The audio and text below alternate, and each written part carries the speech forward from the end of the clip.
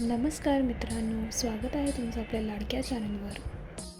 तर आजच्या व्हिडिओमध्ये तुम्ही पाहू शकता मार्गशीर्ष महिन्यातील गुरुवार म्हणजेच तिसऱ्या गुरुवार यासाठी केलेली पूर्व तयारी।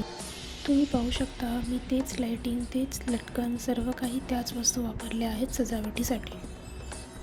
आणि ही आपली पूजेची साधी सोपी मांडणी। मला तुम्हाला इथे एक गोष्ट आवर्जून सांगावीशी वाटते, ती म्हणजे गुरुवार पहिला ते शेवटच्या गुरुवारपर्यंत मी तेच सजावटीच्या वस्तू वापरणार आहे, जेणेकरून अधिकचा खर्च होणार नाही आणि तुम्हाला पण आयडिया मिळेल की आपण त्याच वस्तूने नवनवीन कसं इनोव्हेशन बनवू शकतो। तर इथे आपली सजावट पूर्ण झालेली आहे। तुम्ही इथे पाहू शकता की मी सर्व काही त्याच वस्तू वापरून ही सजावट पूर्ण केलेली आहे।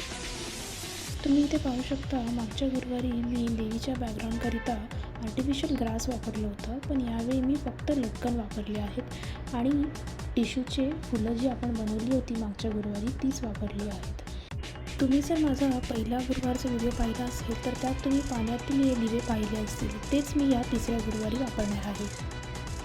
आशा आहे मित्रांनो तुम्हाला ही सजावट आवडली असेल। एकदम सर्व सोपी आणि साधी अशी ही सजावट आहे। नेहमीप्रमाणे ही सजावट आपण एक दिवस आधी केलेली आहे, म्हणजेच बुधवारी। चला तर मग पाहूया आता आपला तिसरा मार्गशीर्ष गुरुवार।